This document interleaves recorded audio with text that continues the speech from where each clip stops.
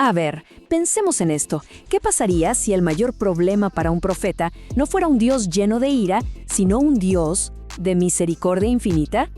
Hoy vamos a meternos de lleno en el libro de Jonás. Y les adelanto algo, esta historia es mucho, pero mucho más que un relato sobre una tormenta y un pez gigante. Es un viaje para descubrir el corazón mismo de Dios, su soberanía total y, sobre todo, su compasión sin límites. Ojo con esta frase, escúchenla bien. Esto no es una alabanza, para nada, es una queja. Es el reclamo que Jonás le hace a Dios. No está protestando porque Dios sea duro, está protestando porque es demasiado bueno. Y aquí está la paradoja que lo cambia todo. Tenemos a un profeta furioso, no por la ira de Dios, sino por su increíble misericordia hacia los enemigos de su pueblo. Es una confesión que pone todo de cabeza y que nos obliga a preguntarnos, ¿de qué cosas huimos nosotros? Y bueno, para navegar estas aguas teológicas tan profundas, necesitamos una buena brújula. La nuestra será el excelente y detallado análisis de Rodrigo Montoya. Su trabajo en el proyecto vidaconvocación.com, que es una plataforma dedicada a la formación bíblica, nos va a dar un marco súper sólido para poder desarmar capa por capa este relato tan fascinante. Ok, ¿cuál va a ser nuestra hoja de ruta? Primero, vamos a ver la orden que recibe Jonás y su increíble decisión de huir. Después, seremos testigos de cómo Dios muestra su poder en medio de una tormenta tremenda. De ahí, nos vamos a sumergir en la oración de Jonás desde lo más profundo. Luego, veremos el milagro que ocurre en Nínive. Y para cerrar, llegaremos al corazón del asunto, la lección de compasión, de donde sacaremos todas las verdades doctrinales y su aplicación para el día de hoy. Bueno, arranquemos por el principio de todo. La historia comienza con una orden de Dios, clara y directa para su profeta Jonás. Pero, ¿cuál es la respuesta de Jonás? ¿Obediencia? Para nada. Es una huida inmediata, pensada, deliberada. Y es justo aquí donde empieza el gran conflicto de todo el libro. Y miren, este contraste es brutal. Dios le dice, anda para el este, a Nínive, que era la capital del temido y salvaje imperio asirio. ¿Y qué hace Jonás? Se va al puerto, busca un barco y compra un pasaje en la dirección completamente opuesta, hacia el oeste, a Tarsis, un lugar que para la gente de esa época era literalmente el fin del mundo, posiblemente en lo que hoy es España. Esto no es un simple error o un desvío, es una rebelión calculada. Es un intento de poner la mayor distancia posible entre él y lo que Dios le estaba pidiendo. Claro, la pregunta que todos nos hacemos es, ¿por qué? ¿Por qué esta reacción tan drástica? La respuesta más obvia sería el miedo. Y es lógico, ¿eh? Los asirios tenían una reputación terrible. Eran famosos por su crueldad en la guerra. Empalaban a sus enemigos, desollaban vivos a los reyes que capturaban. O sea, ¿quién en su sano juicio querría ir a esa ciudad a darles un mensaje de juicio? Cualquiera tendría miedo. Pero, ¿es esa la verdadera razón? Y aquí es donde la historia da un giro de 180 grados. La verdadera razón de su huida no es el miedo a los asirios, sino el profundo conocimiento que él tenía del carácter de Dios. Jonás sabía perfectamente quién era su Dios. Él conocía de memoria la revelación que Dios le había dado a Moisés en el Sinaí, esa que está en Éxodo 34, que lo describe como misericordioso y compasivo, lento para la ira y grande en amor. Su verdadero terror no era que Nínive lo matara a él, sino que Dios perdonara a Nínive. No quería, simplemente no quería que sus enemigos recibieran esa gracia que él, tal vez, pensaba que era exclusiva para su pueblo. El relato nos dice que Jonás huye de la presencia del Señor. Y, a ver, si lo pensamos bien, teológicamente esto es un sinsentido, ¿no? ¿Cómo te escapas de alguien que esté en todas partes? La ironía es tremenda porque cuando los marineros lo interrogan en el barco, él mismo declara, soy hebreo y temo al Señor, Dios del cielo que hizo el mar y la tierra. Es increíble. Él mismo afirma que Dios tiene jurisdicción sobre todo mientras intenta escapar de esa misma jurisdicción. Rodrigo Montoya usa una analogía que es fantástica para entender esto. Imaginen a un embajador con plenos poderes. Su rey le da una orden que él detesta, y para no cumplirla, Se sube a un barco, navega hasta aguas internacionales y salta, pensando, listo, aquí la ley de mi país ya no me aplica. Pero está completamente equivocado. Su cargo, su responsabilidad, su deber, todo sigue intacto. Sigue estando bajo la autoridad del rey que lo nombró. Bueno, de la misma manera, Jonás va a descubrir que no hay un solo rincón del océano donde la autoridad de su rey no lo alcance. Claro, esta huida no iba a durar mucho. La autoridad de Dios no tarda nada en manifestarse.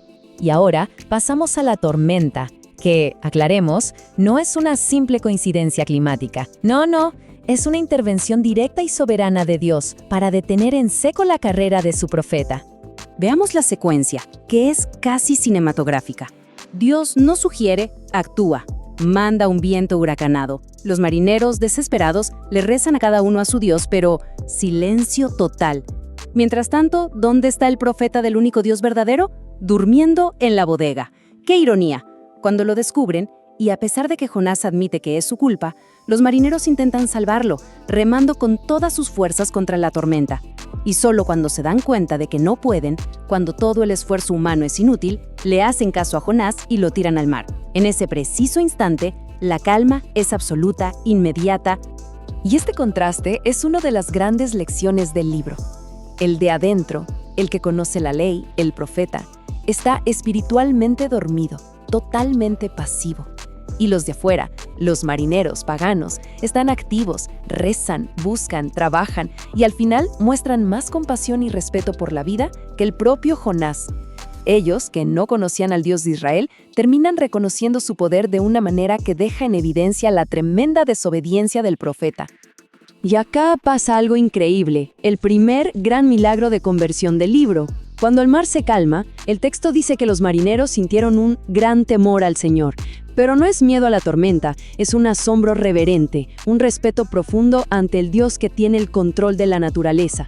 Y no se queda ahí, ofrecieron un sacrificio al Señor e hicieron votos. Estos hombres pasan de invocar a un montón de dioses a adorar al único Dios verdadero. Son los primeros convertidos de esta historia. Y todo esto, ¿gracias a qué? A la desobediencia de un profeta. ¡Qué locura! Ok, Jonás está en el agua. Parece el fin de la historia, pero no. Dios interviene una vez más y esta vez el profeta es llevado a un lugar de reflexión forzada, el vientre de un gran pez. Este no es el final, para nada. Es justo donde todo empieza a cambiar. La oración que hace Jonás en el capítulo 2 es ese de una crudeza impresionante. Es un grito desde lo más profundo, desde lo que él llama el Seol, que para los hebreos era el lugar de los muertos, el abismo. Él describe la sensación de ahogarse, de estar en las raíces de las montañas, atrapado para siempre. Imagínense esa sensación. Este lenguaje nos muestra la desesperación más absoluta. Había tocado fondo, literalmente. Y acá hay que aclarar algo súper importante sobre el pez. Casi siempre lo vemos como un castigo, ¿no? Pero teológicamente es todo lo contrario. Es un acto de salvación. Dios no manda al pez para castigarlo, sino para rescatarlo de una muerte segura. El pez es, básicamente, un submarino divino, un arca personal que lo protege y le da el tiempo y el espacio que necesitaba para enfrentarse a su propia rebelión y, finalmente, reconocer de dónde viene la salvación. Y en medio de toda esa angustia, en el centro de su oración, Jonás dice algo que es la columna vertebral teológica de todo el libro. Esta es la clave para entender la idolatría desde esta perspectiva. Adorar a otros dioses, a ídolos, no es solo un error. Es un acto de autoexclusión. Es darle la espalda, voluntariamente, a la única fuente de misericordia, al único que de verdad puede salvar. Este contraste que plantea Montoya es clarísimo. De un lado tenemos al Señor, a YHWH. Su poder es absoluto, controla el mar, el pez, hasta una planta. Su naturaleza es la misericordia, y si uno se vuelve a Él, encuentra salvación. Del otro lado, los ídolos. Son impotentes, son mudos. Los marineros les gritaron y no pasó nada. Su naturaleza es el vacío, y el resultado de seguirlos es abandonar la única fuente real de misericordia que existe. Bueno, una vez que Jonás entiende la lección y reconoce que la salvación viene del Señor, Dios le da una segunda oportunidad. El pez lo vomita en tierra firme y la orden se repite, tal cual. Esta vez, Jonás obedece y se va para Nínive. Y acá, prepárense, porque vamos a ser testigos del milagro más grande de todo el libro. A ver, todos nos acordamos de Jonás por el pez, ¿cierto? Es lo que se nos queda grabado. Pero el verdadero milagro, el que es realmente alucinante, no es ese. El prodigio que desafía toda lógica es lo que pasa en Nínive. No es la supervivencia de un hombre, es la conversión de una ciudad entera, la capital del imperio más poderoso y brutal de su tiempo. El texto habla de más de 120,000 personas. Hoy quizás no nos suene a tanto, pero para esa época era una barbaridad, una metrópolis colosal. Para que nos demos una idea del impacto, sería como si hoy una megaciudad como Nueva York se detuviera por completo y cambiara su rumbo moral de la noche a la mañana solo por escuchar un mensaje cortito. Y lo más loco es que el sermón de Jonás es cortísimo. En el hebreo original son solo 5 palabras. Su mensaje: en 40 días Nínive será destruida. Y la respuesta es inmediata, masiva. Veamos qué hicieron paso a paso.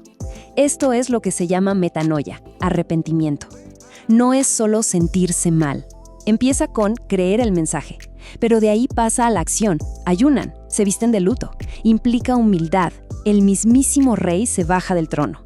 Conduce a la oración desesperada y, lo más importante, a un cambio de dirección total. Dejar la maldad y, específicamente, abandonar la violencia. Eso es el arrepentimiento bíblico. Y claro, Dios ve este arrepentimiento genuino y, siendo fiel a quien es, cancela la destrucción. La ciudad se salva. Cualquiera esperaría que el profeta saltara de alegría, ¿no? Pues no. Acá es donde la historia llega a su verdadero clímax, el conflicto que pasa dentro de Jonás. La reacción de Jonás es de no creer. El texto dice que se disgustó en extremo y se enojó. Se enoja muchísimo. ¿Y por qué? Él mismo lo grita. Es como si le dijera a Dios: te lo dije, sabía que ibas a hacer esto, sabía que eres misericordioso y los ibas a perdonar. Su enojo nos muestra que su corazón no estaba para nada alineado con el de Dios. Su gran preocupación no era la salvación de 120,000 personas, era su propia reputación. Él predicó juicio y ahora Dios lo dejó como un falso profeta. Prefiere morirse antes que ver a sus enemigos bendecidos. Y la respuesta de Dios es magistral. En vez de retarlo o castigarlo, le da una lección práctica, una parábola viviente. Primero, hace crecer una planta de la nada para darle sombra a Jonás, y él se pone muy contento. Pero al día siguiente, Dios manda un gusano que seca la planta y encima un viento caliente que lo atormenta. ¿Y qué hace Jonás? De nuevo desea morirse, pero esta vez por haber perdido su comodidad personal. Y acá viene el remate final de Dios, la pregunta que es el golpe de gracia de todo el libro. Básicamente le dice: Jonás, a ver, te pones así, sientes una lástima enorme por una planta que ni siquiera cultivaste, que apareció y desapareció en un día. Y yo no me voy a preocupar, no voy a sentir compasión por una ciudad entera con miles y miles de personas que son creación mía. El libro termina así, con esa pregunta, dejándola flotando en el aire para que resuene en nuestra conciencia. Ok, ya vimos toda la historia, un viaje increíble. Ahora, ¿qué nos llevamos de todo esto? ¿Qué aprendemos? Porque esta no es solo una historia antigua, es un espejo en el que nos tenemos que mirar. Aquí hay varias joyas doctrinales. Primero, la soberanía de Dios. Queda clarísimo que es absoluta. Nada está fuera de su control. No hay un Tarsis donde podamos escondernos. Segundo, el arrepentimiento verdadero. Lo vimos en Nínive. No es solo sentirlo, es hacerlo. Es cambiar de rumbo. Tercero, la misericordia es universal. Es el atributo principal de Dios y no es propiedad exclusiva de nadie. Cuarto, la idolatría. Es, en esencia, renunciar voluntariamente a esa misericordia. Y finalmente, el corazón de Dios. Su corazón late por los que están perdidos, sin importar quiénes sean, incluso si son los que consideramos nuestros peores enemigos. Y ahora, la parte que nos toca de cerca. Pensemos un poco. ¿Cuál es nuestro Tarsis? ¿Hacia dónde huimos cuando Dios nos pide algo que nos incomoda? Esa huida pasa cada vez que ponemos por delante nuestra comodidad, nuestros prejuicios o nuestro orgullo, en lugar de obedecer a un Dios que nos llama a amar a los que nos parecen inamables. Entonces, ¿cómo podemos aplicar esto en el día a día? Son como 3 pasos. Primero, hay que identificar nuestras plantas, es decir, qué comodidades triviales como nuestra reputación o nuestro confort protegemos con uñas y dientes, a veces más que el bienestar de la gente. Segundo, aceptar nuestra Nínive. Todos tenemos una, esa persona, esa causa, ese lugar incómodo al que Dios nos llama y del que intentamos escapar. Es hora de dar la vuelta. Y tercero, y quizá lo más importante, es adoptar su mirada, pedirle a Dios que nos dé sus ojos para ver a la gente con su compasión. Si tuviéramos que quedarnos con una sola frase de todo el libro, tiene que ser esta. Es la queja de Jonás, sí, pero es también la descripción más hermosa del carácter de Dios. Memorizarla nos recuerda algo clave.